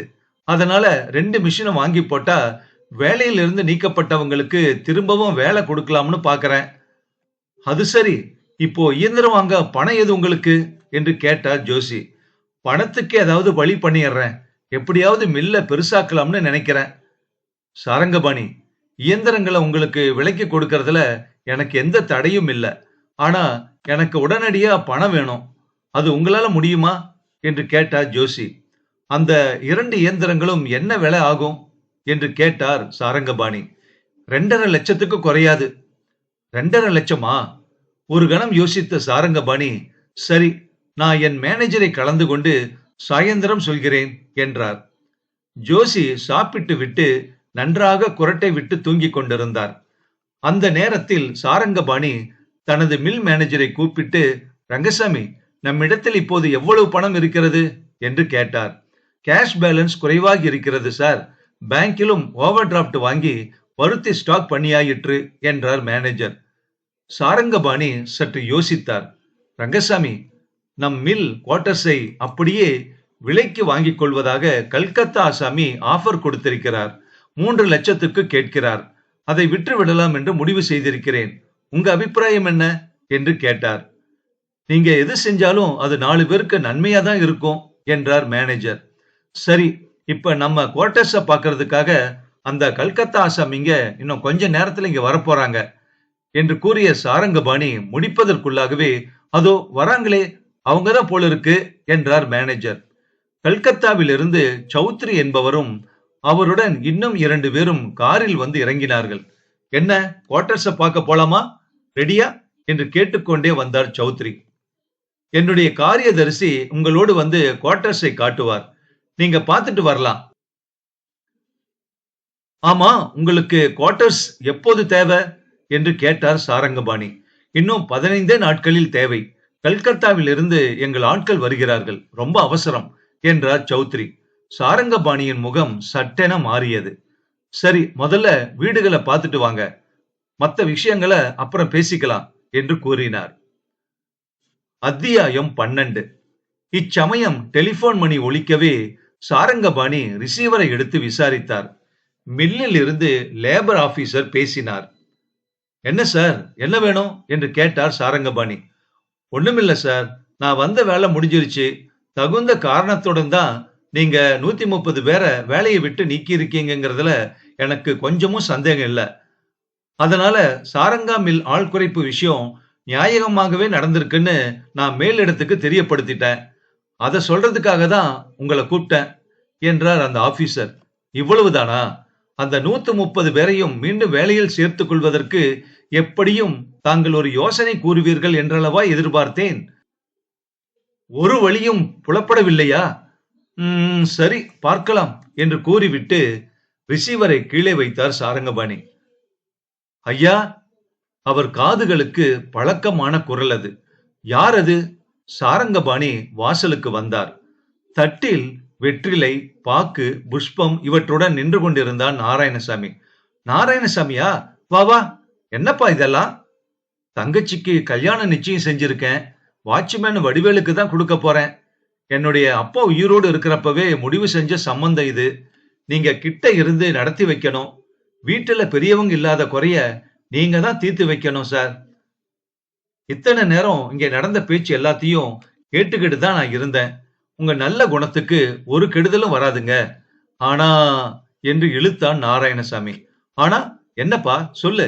இந்த கல்யாணம் நடக்கிற சமயம் பார்த்து வீடு நம்ம கையை விட்டு போகுதேன்னு தான் வருத்தமா இருக்கு. எங்க அப்பாரு காலத்துல இருந்து அந்த வீட்டுல இருந்துகிட்டு இருக்கோம். திடீர்னு இப்படி முடிவாயிடுச்சு. அதுக்கு நீங்க என்ன செய்வீங்க? எங்களுக்கெல்லாம் உதவி செய்யணுங்கிற நோக்கத்தோடு தானே விக்கிறீங்க. இந்த பெட்டிஷன் எழுதி போட்ட ஆசாமிங்களுக்கு இதெல்லாம் எங்க விளங்குது என்றான் நாராயணசாமி வருத்தத்துடன். எப்ப முகூர்த்தம் வச்சிருக்க நாராயணசாமி என்று கேட்டார் சாரங்கபாணி. அடுத்த மாசம் 5ஆம் தேதிங்கய்யா. ஏன் கல்யாணத்தை என் வீட்டிலேயே நடத்திட? நானே உனக்கு வேண்டிய ஒத்தாசைகளை செய்யறேன். வேண்டாங்க, இவ்வளவு பெரிய பங்களாவுல கல்யாணத்தை நடத்துறதுன்னா அதுக்கு தகுந்த மாதிரி செலவு செய்ய வசதி வேணாமா? அவ்வளவு தூரத்துக்கு நான் எங்க போவேங்க ஐயா? நீங்க இவ்வளவு சொன்னதே போதும். உங்க புண்ணியத்துல பால் வியாபாரத்துல கொஞ்சம் பணம் சேர்த்து வச்சிருக்கேன். பத்தாததுக்கு என் தாயார் நகைகளையும் வித்துற போறேன். கல்யாணத்தை கோயில்லயே நடத்திடுறேன். நீங்க அவசியம் கல்யாணத்துக்கு வந்து என்ன கௌரவப்படுத்தணும். அதுதாங்க ஐயா முக்கியம். வெற்றிலை பாக்கு தட்டை மில் முதலாளியிடம் கொடுத்து விட்டு மரியாதையுடன் கையெடுத்து கும்பிட்டு கொண்டே, நான் போயிட்டு வரேங்க ஐயா என்றான் அவன். கண்களில் நீர் மல்க நெகிழ்ந்த நெஞ்சத்துடன் அவனுக்கு விடை கொடுத்து அனுப்பினார் சாரங்கபாணி. இப்படி நான் செய்யும் காரியம் ஒவ்வொன்றும் பாண்டுரங்கத்தின் குடும்பத்துக்கு இடையூறாகவே முடிந்து கொண்டிருக்கிறதே. இதை எண்ணிய போது அவர் இதயமே வெடித்துவிடும் போல் ஆகிவிட்டது. திடீரென்று மயக்கமுற்று கீழே சாய்ந்தார் அவர். மனக்கவலை அதிகரிக்கும் போதெல்லாம் அவருக்கு இந்த மாதிரி மயக்கம் வருவது உண்டு. அத்தியாயம் 13. பாப்பா, உனக்கு சங்கதி தெரியுமா என்று கேட்டான் வடிவேலு. சொன்னா தானே தெரியும் என்றாள் பாப்பா. முதலாளி பேர்ல எந்த விதமான தப்பும் இல்ல, மில்லுல ஆள் குறைப்பு செஞ்சது ரொம்ப நியாயம்தான்னு லேபர் ஆபீசர் தீர்ப்பு கூறிட்டாராம். வேற என்ன சொல்வார் அவரு? நான் லேபர் ஆபீசரா இருந்தாலும் இந்த முடிவை தான் சொல்லி இருப்பேன் என்றான் வடிவேலு. முதலாளிக்கு விரோதமா பெட்டிஷன் போட்டவங்களுக்கு ரொம்ப வருத்தமா இருக்கும், பாவம் என்றாள் பாப்பா. அதுதான் இல்லைன்னு சொன்னேன். தீர்ப்பு முதலாளிக்கு சாதகமானதுல எல்லோருக்குமே சந்தோஷம்தான். ஒருத்தருக்குமே முதலாளிக்கு விரோதமா எழுதி போடுறதுல விருப்பம் கிடையாது. ஆனா எல்லோரும் சேர்ந்து ஒரு காரியம் செய்யறப்போ தான் மட்டும் தனியா பிரிஞ்சு இருக்க முடியாம தான் எல்லோருமே அப்படி செஞ்சிருக்காங்க. பார்க்க போனா ஒவ்வொருத்தரும் மனசுக்குள்ள வருத்தப்பட்டுக்கிட்டு தான் இருந்தாங்க. இது ஒரு சிலருடைய முயற்சியால நடந்தது தானே என்றான் வடிவேலு. அண்ணனுக்கு இந்த சமாச்சாரம் தெரிஞ்சா ரொம்ப சந்தோஷப்படும் என்றாள் பாப்பா. உங்க அண்ணன் தான் இப்போ எனக்கு இத சொல்லிட்டு போனாரு. அது சரி, நம்ம கல்யாணம் எங்க நடக்க போகுது தெரியுமா என்று கேட்டான். ஏன், எங்க வீட்டுல தான்.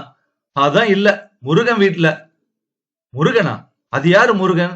பக்கத்து வீட்டு முருகேசனை சொல்றியா? இல்ல பாப்பா, முருகன் கோயில் நடக்க போகுதுன்னு. குவார்டர்ஸ முதலாளி யாரோ வெளியூர்காரருக்கு வித்துட்டாராம்.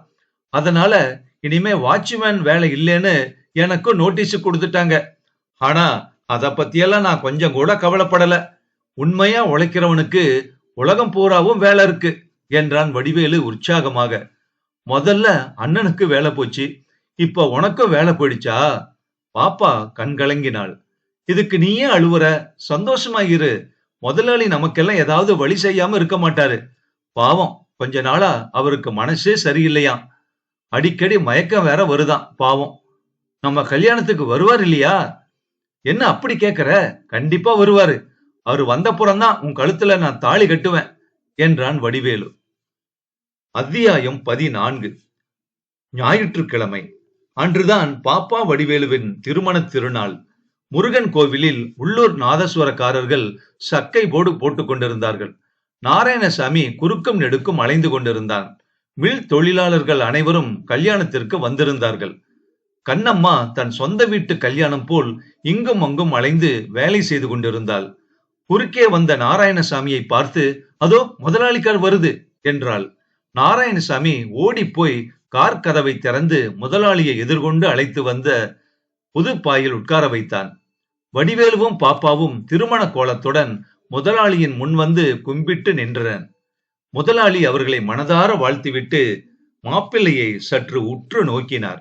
வாட்ச்மேன் வடிவேலுதான் மாப்பிள்ளை என்கிற விஷயம் அப்போதுதான் அவர் நினைவுக்கே வந்தது. அடடா, அவனுக்கும் அல்லவா வேலை போய்விட்டது. அவரால் அதற்கு மேல் அங்கே தாமதிக்க முடியவில்லை. நான் வருகிறேன் நாராயணசாமி, முடிந்தால் நாளைக்கு என் வீட்டு பக்கம் வந்துவிட்டு போ என்று அவனிடம் சொல்லிக்கொண்டு வீட்டுக்கு புறப்பட்டு சென்றார் அவர். மறுநாள் காலை நாராயணசாமி அவர் வீட்டுக்கு போயிருந்தான். நாராயணசாமி, உன்னிடம் சில முக்கியமான விஷயங்கள் பேசவே உன்னை வர சொல்லியிருந்தேன். உன் குடும்பத்துக்கு நான் எந்த விதத்திலாவது உபகாரம் செய்ய வேண்டும் என்று நீண்ட நாட்களாக எண்ணிக்கொண்டிருக்கிறேன். ஆனால் நீயோ என்னிடமிருந்து எந்தவித உதவியும் ஏற்றுக்கொள்ள மறுக்கிறாய். நான் நினைப்பதற்கு நேர் மாறாக என்னால் உன் குடும்பத்துக்கு பல கஷ்டங்கள் நேர்ந்துவிட்டன. முதலில் மில்லில் நஷ்டம் ஏற்பட்டதால் நீ வேலையில் இருந்து விலகும்படி நேர்ந்தது. இப்போது குவார்டர்ஸை விற்க போக அதனால் நீ குடியிருக்கும் வீட்டையே காலி செய்யும்படி ஆகிவிட்டது. போதாததற்கு உங்க மாப்பிள்ளை வடிவேலுவுக்கும் வாட்ச்மேன் வேலை போய்விட்டது என்றார் மிகுந்த வருத்தத்துடன். இதுக்கெல்லாம் நீங்க வருத்தப்படலாமா ஐயா? உங்க மனசு எனக்கு தெரியாதா? நீங்க நிம்மதியா இருங்க என்றார் நாராயணசாமி. உன்னிடம் ஒரு முக்கியமான பொறுப்பை ஒப்படைக்கப் போகிறேன் நாராயணசாமி. அதாவது மில் தொழிலாளர்களுக்கு குறைந்த விலையிலே எல்லா சாமான்களும் கிடைக்க வழி செய்யறார் போல் ஒரு ஸ்டோர் ஆரம்பிக்க போகிறேன். அந்த ஸ்டோரை நீயும் வடிவேலும் தான் பொறுப்பேற்று நடத்த வேண்டும். வியாபாரத்தை பலப்படுத்தி ஸ்டோரை அபிவிருத்தி செய்து முடிந்தவரை வேலையில்லாமல் இருக்கிற தொழிலாளர்களுக்கு அதில் வேலை கொடுக்க வழி செய்ய வேண்டும். இந்த ஸ்டோரை நடத்துவதற்கு எவ்வளவு முதல் தேவை என்றாலும் நான் போட தயாராக இருக்கிறேன். தொழிலாளர்களுக்கு இந்த ஸ்டோர் மூலம் பல நன்மைகளை நீ செய்ய வேண்டும், உன்னால் செய்ய முடியும் என்கிற நம்பிக்கை எனக்கு இருக்கிறது. உன் உழைப்புக்கு ஊதியமாக நீ மாதம் 100 ரூபாய் எடுத்துக்கொள். சீக்கிரமே ஸ்டோரை ஆரம்பித்து விடலாம். என்ன சொல்கிறாய் நாராயணசாமி என்று அவனை பார்த்து கேட்டார். இத்தனை பேருக்கு உபகாரமாக இருக்கும் ஒரு நல்ல காரியத்தை செய்யும்படி நீங்க சொல்லும் போது நான் ஏன் தடை செல்ல போகிறேன் ஐயா? உடனே ஆரம்பித்து விடலாம் என்று மகிழ்ச்சியுடன் கூறினான் நாராயணசாமி. அடுத்த சில தினங்களுக்குள்ளாகவே ஸ்டோர் ஆரம்பிப்பதற்கான முயற்சிகளில் தீவிரமாக முனைந்தான் அவன். ஒரு நல்ல நாள் பார்த்து ஸ்டோர் ஆரம்பிக்கப்பட்டது. நாராயணசாமி கேஷ் மேஜை முன் உட்கார்ந்தபடி எல்லோரையும் வரவேற்றுக் கொண்டிருந்தான். வடிவேலு அனைத்து பொருட்களையும் ஒழுங்காக அடுக்கிக் கொண்டிருந்தான். கேஷ் மேஜைக்கு நேராக சுவரில் மாட்டப்பட்டிருந்த விநாயகர், லட்சுமி, சரஸ்வதி ஆகிய 3 படங்களையும் பூமாலைகள் அலங்கரித்தன. ஊதுவத்தியின் மனம் கம் என்று வீசிக் கொண்டிருந்தது. மில் தொழிலாளர்கள் எல்லோரும் ஸ்டோர் வாசலில் கூடி முதலாளியின் வரவை எதிர்பார்த்து கொண்டிருந்தனர். முதலாளி வந்ததும் எல்லோரும் மரியாதையுடன் எழுந்து அடக்கமாக நின்றார்கள். நாராயணசாமி தேங்காய் உடைத்து சூடம் கொளுத்தினான். வடிவேலு கற்கண்டு வழங்கினான். உங்க கையாலேயே போனி செஞ்சு ஆரம்பிச்சு வைக்கணும் என்று வினயமாக முதலாளியை பார்த்து கேட்டுக்கொண்டான் நாராயணசாமி. இல்ல நாராயணசாமி, தொழிலாளருக்காக ஏற்பட்ட கடை இது. ஆகவே நம் மில்லிலே ரொம்ப நாளாக வேலை செய்கிற வேலுச்சாமி பெரியவரை ஆரம்பித்து வைக்க சொல்றதுதான் நியாயம் என்றார் முதலாளி. வேலுச்சாமி பெரியவரை அழைத்து, பெரியவரே, நீங்க தான் கைராசிக்காரர், உங்க கையாலேயே போனி செய்து ஸ்டோரை ஆரம்பித்து வையுங்கள் என்று கேட்டுக்கொண்டார் சாரங்கபாணி. வேலுச்சாமி மிக்க மகிழ்ச்சியுடன் தம் கையால் கற்கண்டை விலைக்கு வாங்கி முதலாக வியாபாரத்தை தொடங்கி வைத்தார். தொழிலாளர்கள் அனைவரும் உற்சாகத்தோடு கைத்தட்டி ஆரவாரம் செய்தனர். பின்னர் சாரங்கபாணி அந்த ஸ்டோரை ஆரம்பித்ததன் நோக்கத்தை விளக்கி சில வார்த்தைகள் பேசினார் முதலாளி. நம்முடைய மில் தொழிலாளர்களின் சௌகரியத்தையும் நன்மையையும் முன்னிட்டு இன்று இந்த ஸ்டோர் ஆரம்பிக்கப்பட்டுள்ளது. இதில் உங்களுக்கு வேண்டிய எல்லா விதமான பொருட்களும் குறைந்த விலையில் கிடைக்கும். நாராயணசாமி நம் எல்லோருடைய நம்பிக்கைக்கும் பாத்திரமானவன். அவனுடைய சலிக்காத உழைப்பாலும் முயற்சியாலும் இந்த ஸ்டோர் வெகு சீக்கிரமே மிகப்பெரிய அளவில் வளர்ந்துவிடும் என்பதில் எனக்கு சந்தேகமே இல்லை. இந்த முயற்சிக்கு உங்கள் எல்லோருடைய ஒத்துழைப்பும் ஆதரவும் தேவை என்று கேட்டுக்கொள்கிறேன். பாண்டுரங்கத்தின் குடும்பத்துக்கு தாம் செய்ய வேண்டியதை செய்துவிட்டோம் என்ற மன திருப்தியுடன் வீட்டுக்கு திரும்பிச் சென்றார் சாரங்கபாணி. வீட்டை அடைந்ததும் அவருக்கு மார்பு வலி கண்டுவிட்டது. அப்படியே படுக்கையில் போய் படுத்துக் கொண்டவர்தான் டிரைவரை அனுப்பி டாக்டரை அழைத்து வரச் சொன்னார். டாக்டர் வந்ததும் அவரை பரிசோதித்து பார்த்துவிட்டு தற்போதைய உடல்நிலையில் தங்களுக்கு அதிக சந்தோஷமோ துக்கமோ ஏற்படக்கூடாது. பூரண ஓய்வு எடுத்துக்கொள்ள வேண்டும். யாருடனும் அதிகம் பேசக்கூடாது என்று பலவாறு எச்சரித்து விட்டு போனார். முதலாளிக்கு உடம்பு சரியில்லை என்னும் தகவல் இதற்குள் ஆலை தொழிலாளிகள் அனைவருக்கும் எட்டிவிட்டது. அவர்கள் எல்லோரும் கூட்டமாக பங்களா வாசலில் வந்து கூடிவிட்டனர். அன்று மாலையே சாரங்கபாணி ஒரு முடிவுக்கு வந்துவிட்டார். தம்முடைய காரியதரிசியை அழைத்து, இனி நான் அதிக நாட்கள் உயிர் வாழ மாட்டேன். என்னிடம் இத்தனை அன்பும் மதிப்பும் நம்பிக்கையும் வைத்துள்ள தொழிலாளர்களுக்கு என் உயிர் போவதற்குள் ஏதாவது செய்துவிட வேண்டும். நம்முடைய வக்கீலை அழைத்து வரச் சொல்லுங்கள் என்றார்.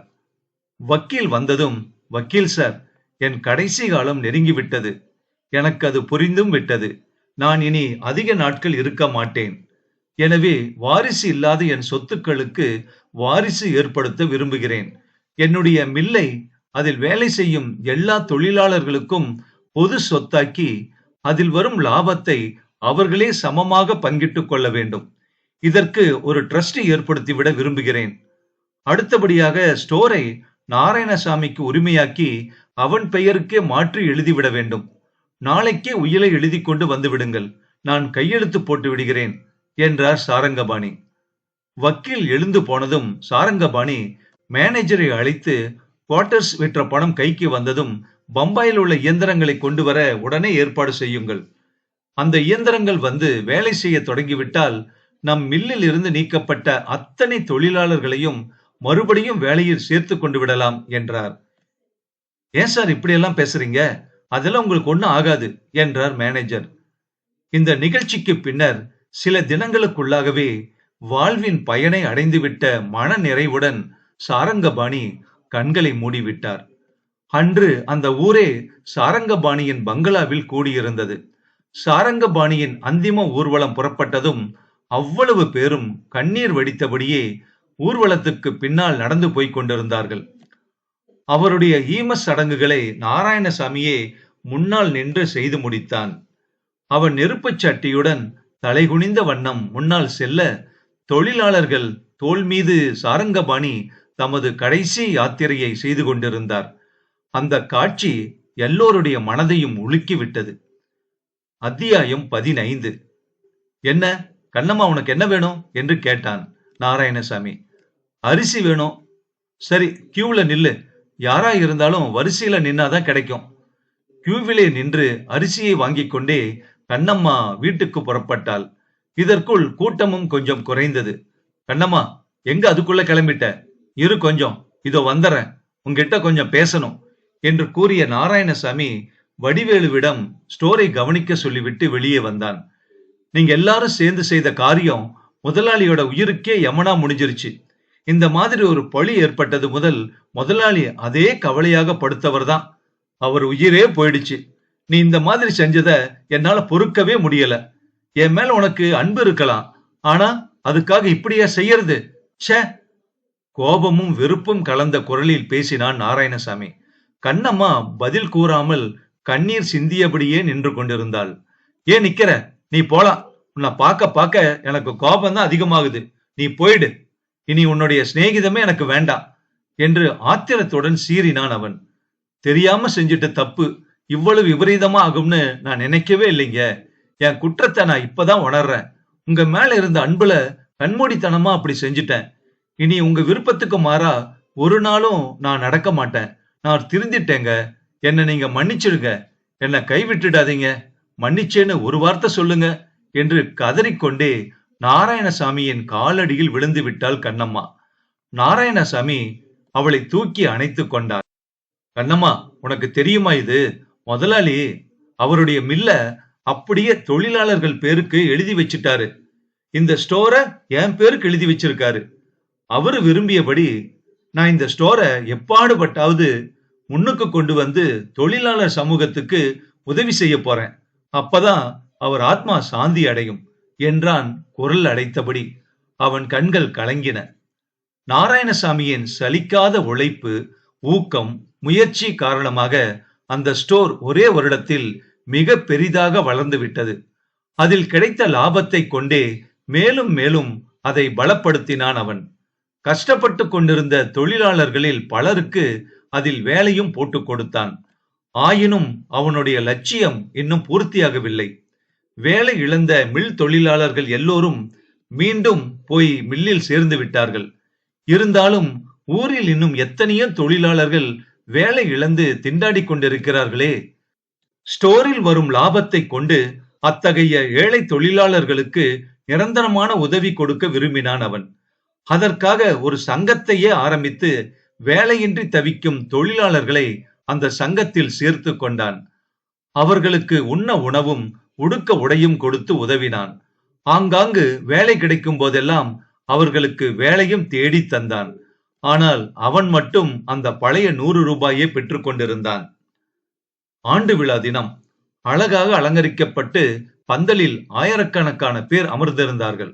பிரமுகர்கள், பிரபலஸ்தர்கள், அரசியல் தலைவர்கள் அனைவரும் மேற்படி விழாவுக்கு விஜயம் செய்திருந்தனர். ஆண்டு விழாவையொட்டி முதலாளி சாரங்கபாணியின் படத்தை பிரபலஸ்தர் ஒருவரை கொண்டு திறந்து வைத்தான் நாராயணசாமி. மேற்படி தலைவரின் சொற்பொழிவு முடிந்ததும் நாராயணசாமி சங்கோஷத்துடன் எழுந்து நின்று பேசினான். இங்கே கூடியுள்ள தொழிலாளர்களே, பெரியவர்களே, உங்கள் எல்லோருக்கும் என் வணக்கம். இன்று நம்ம சங்கத்திற்கு ஆண்டு விழா. நம்ம மில் தொழிலாளர்களில் ஒருவர் கூட இப்போது வேலை இல்லாமல் இல்லை. இப்ப நம்ம முதலாளி உயிரோடு இருந்தால் ரொம்ப சந்தோஷப்பட்டிருப்பாரு. கடைசி காலத்துல அவர் ரொம்ப மன கஷ்டத்துக்கு உள்ளாகி இருந்தாரு. அது உங்களுக்கெல்லாம் தெரிஞ்ச சங்கதிதான். இத்தனைக்கும் பல பேருடைய நலனுக்காக தான் சில பேரை வேலையை விட்டு எடுத்தாரு. அப்படி வேலை இழந்தவங்க கூட அவங்க வாழ்க்கைய பத்தி ரொம்ப கவலைப்படல. ஆனா அதை நினைச்சு நினைச்சு முதலாளிதான் ரொம்ப வருத்தப்பட்டாரு. அவர் செய்யாத குற்றம் நிழல் போல அவருடைய வாழ்நாள் பூராவும் தொடர்ந்துகிட்டே இருந்துச்சு. அவர் ஆத்மா சாந்தி அடையணுங்கிறதுக்காகவே ஆத்மா சங்கத்தை 1 வருஷம் முன்னாடி நான் ஆரம்பிச்சேன். இந்த சங்கத்தின் நோக்கம் உங்கள் எல்லோருக்கும் தெரியும்னு நம்புறேன். இதில் வேலை இழந்தவங்களுக்கு மட்டுமே இடம் உண்டு. வேலை விருப்பம் இல்லாதவர்களுக்கு இங்கே இடம் கிடையாது. அப்படி செய்வது சோம்பேறிகளுக்கு இடம் கொடுப்பதாகும். குற்றம் செய்ததற்காக வேலையில் இருந்து நீக்கப்பட்டவர்களுக்கும் இதில் இடம் கிடையாது. அப்படி செய்வது குற்றவாளிகளுக்கு இடம் கொடுப்பதாகும். ஒரு குற்றமும் புரியாமல் வேலையிலிருந்து விலக்கப்பட்ட தொழிலாளர்கள் எல்லோருக்கும் இங்கே உதவி கிடைக்கும். ஆனால் இதில் சேருகிறவர்கள் எந்த வேலை செய்யவும் தயாராய் இருக்க வேண்டும். தொழிலில் உயர்வு தாழ்வு என்கிற வித்தியாசமே பாராட்டக்கூடாது. அப்பொழுதுதான் நம் தொழிலாளர்களின் வாழ்க்கை தரம் உயரும், நாட்டின் நிலை உயரும். நம் முதலாளி இந்த ஸ்டோரை என் பெயருக்கு எழுதி வைத்து விட்டு போனார். ஆனாலும் இன்று வரை இந்த ஸ்டோரை நான் என்னுடைய சொந்தமாக கருதவில்லை. இந்த சங்கத்தின் வளர்ச்சிக்காகவே அதில் வரும் லாபத்தை பயன்படுத்தி வருகிறேன். முதலாளி உயிரோடு இருந்தால் என்னுடைய இந்த காரியத்தை ஆமோதிப்பார் என்ற நம்பிக்கையுடனேயே இதை எல்லாவற்றையும் செய்து வருகிறேன். அந்த உத்தமரின் நினைவு நம் எல்லோருடைய உள்ளத்திலும் எப்போதும் நிலைத்திருக்கும் என்பதில் சந்தேகமில்லை என்று சுருக்கமாகவும் உருக்கமாகவும் பேசி முடித்தான் நாராயணசாமி. அவன் பேச்சு முடிந்ததும் கூட்டத்தில் இருந்த அனைவரும் எழுந்து தலைவணங்கி நின்றனர். ஒரு மூலையில் நின்று கொண்டிருந்த கண்ணம்மாவின் கண்களில் இருந்து நீர் வழிந்து கொண்டிருந்தது. சாவி எழுதிய நிழல் குறுநாவல் முற்றும். மேனேஜ்மெண்ட் டிகிரியில, அதாவது பிபிஏ, எம்பிஏ மாதிரியான மேனேஜ்மெண்ட் டிகிரிஸ்ல ஹியூமன் ரிலேஷன்ஷிப் மேனேஜ்மெண்ட் HRM அப்படின்னு சொல்லிட்டு ஒரு சப்ஜெக்டே உண்டு. அதாவது இண்டஸ்ட்ரியல் ரிலேஷன்ஸ். இண்டஸ்ட்ரிங்கிறது எம்ப்ளாயர் எம்ப்ளாயி 2 பேருமே சேர்ந்த விஷயம் தான். ஆனா அவங்களுக்குள்ள இருக்கக்கூடிய ரிலேஷன்ஷிப்பு ரொம்ப கார்டியலா சந்தோஷமா இருந்தா அந்த இண்டஸ்ட்ரியும் டெவலப் ஆகும். அதே நேரத்துல தொழிலாளர்கள் நலனும் பாதுகாக்கப்படும். அவங்களும் மகிழ்ச்சியா சந்தோஷத்தோட ரொம்ப இன்வால்மெண்டோட அந்த கம்பெனியில ஒர்க் பண்ணுவாங்க. அதுதான் அந்த சப்ஜெக்டுடைய டோட்டல் தியரியே. ஸோ அதுக்கு என்ன செய்யணும் அப்படிங்கறது எல்லாமே அதுல டீல் பண்ணியிருப்பாங்க. அந்த ஒரு சப்ஜெக்ட முழுக்க முழுக்க ஒரு சின்ன குறுநாவல்ல அழகா நிழல் அப்படிங்கிற ஒரு கதையில சொல்லியிருக்காரு சாவி அவர்கள். ரொம்ப அற்புதமான ஒரு கதை. எந்த அளவுக்கு முதலாளி தன்னுடைய தொழிலாளர்கள் மேல அக்கறையோட பாதுகாப்பு கொடுக்கணும், அவங்களுக்காக நல்லது எல்லாம் செய்யணும், அவங்க முன்னேற்றத்துக்கு நான் உதவியா இருக்கணுங்கிற மாதிரி நினைச்சிருந்தா அந்த முதலாளி அந்த கம்பெனியவே அந்த மில்லையே தொழிலாளர்களுக்கு எழுதி வச்சிருப்பாரு. அந்த ஸ்டோரியே வந்து நாராயணசாமிக்கு எழுதி வச்சிருப்பாரு. வாரிசு இல்லைங்கிறது ஒரு பக்கம் இருந்தாலும் வேற காரணத்துக்காக கூட இந்த சொத்தையெல்லாம் அவர் பயன்படுத்தி இருக்கலாம். ஆனா தவிர்க்கவே முடியாத காரணத்தினால ஒரு 130 பேரை வேலையிலிருந்து நீக்கிட்டாரு. அது எந்த அளவுக்கு அவருக்கு வந்து மன உளைச்சல் கொடுத்தது. ஏன்னா அது வந்து வாழ்வாதாரத்தை சம்பந்தப்பட்டது. அதோட சம்பந்தப்பட்டது. அது இல்லைன்னா தொழிலாளர்கள் பணம் இல்ல, வருமானம் இல்ல அப்படின்னா எவ்வளவு சங்கடப்படுவாங்க, வருத்தப்படுவாங்க. வாழ்க்கையே பாதிக்கப்படுமேங்கிறத நினைச்சு நினைச்சு அவர் உடம்ப கெடுத்துக்கிட்டாரு. பின்னாடி அதுவே அவருக்கு வந்து ஒரு சாவு வர்ற அளவுக்கு வந்துருச்சு. ஆனா கடைசியில ஒரு நல்ல முடிவு எடுத்து தொழிலாளர்கள் எல்லாமே அந்த மில்லினுடைய பங்குதாரர்கள் அப்படிங்கிற மாதிரி ஒரு விஷயத்த கொண்டு வந்து அதே மாதிரி இந்த ஸ்டோரை நாராயணன் பேருக்கு எழுதி வச்சு ஒரு தங்கிட்ட வேலை செய்யக்கூடிய எம்ப்ளாயிஸுக்கு வந்து தொழிலாளர்களுக்கு இந்த அளவுக்கு ஒரு முதலாளி செய்யறாரு செய்யணும் அப்படிங்கறது வந்து இந்த கதை மூலமா அப்படியே எஸ்டாப்ளிஷ் பண்ணியிருக்காருன்னு சொல்லலாம். ஒரு கதை மாதிரியே எனக்கு தெரியல. ஏதோ ஒரு கம்பெனிய ஒரு மில்ல இது மாதிரி நம்ம நேர்ல பாக்குற மாதிரியே இருந்தது. ஒரு அழகான ஒரு திரைப்படத்தை ஒரு சின்ன குறுநாவல் மூலமா நம்ம முன்னாடி படம் பிடிச்சு ஒளிபரப்பிட்டாரு, காமிச்சிட்டாரு அப்படிங்கறத எனக்கு சொல்ல தோணுது. இந்த இறுதி உரை, முடிவுரை, என்னுடைய முடிவுரை வந்து கொஞ்சம் டீட்டெயிலா போயிட்டு இருக்கு. ஆனா சாரி, ஏன்னா நிறைய பேத்துக்கு முடிவுரை நான் நிறைய சொன்னா பிடிக்கிறது இல்ல. இருந்தாலும் இதுல சொல்ல வேண்டிய ஒரு கடமை இருக்குங்கிற மாதிரி நான் ஃபீல் பண்றேன். சோ அதுக்காகவே கொஞ்சம் டீட்டெயிலா சொன்னேன்.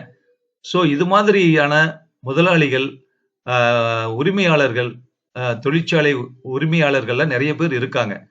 இப்போ சமீபத்துல டாடா ரத்தன் கூட நம்ம கேள்விப்பட்டிருக்கோம். இது மாதிரி நிறைய பேர் இருக்காங்க. தொழிலாளர்கள் நலனுக்காகவே கம்பெனி நடத்துறதும், அவங்க நலனுக்காக என்னெல்லாம் செய்யலாம் அப்படிங்கிறதுக்காகவே யோசனை பண்ணி அதை செய்யறவங்க, தனக்கு வரக்கூடிய வருமானத்துல ஒரு குறிப்பிட்ட பகுதியை தொழிலாளர் நலனுக்காக, அவங்களுடைய வெல்னஸ்க்காக, நல்ல விஷயத்துக்காக, குடும்ப முன்னேற்றத்துக்காக, குழந்தைகளுடைய படிப்புக்காக எல்லாம் எவ்வளவோ நல்ல காரியங்கள் செய்யக்கூடிய முதலாளிகள் என்ன இருக்காங்க. ஆனா இன்னும் அவங்க தொடர்ந்து வரணும் அப்படிங்கிறது அவருடைய எண்ணமாக இருந்திருக்கணும். திரு சாவி அவர்களுடைய ஆதங்கமாக, எண்ணமாக இருந்திருக்கணும். அதை வச்சுதான் இந்த கதை எழுதியிருக்க முடியும். இல்லைன்னா இவ்வளவு டீப்பா எழுத முடியாது.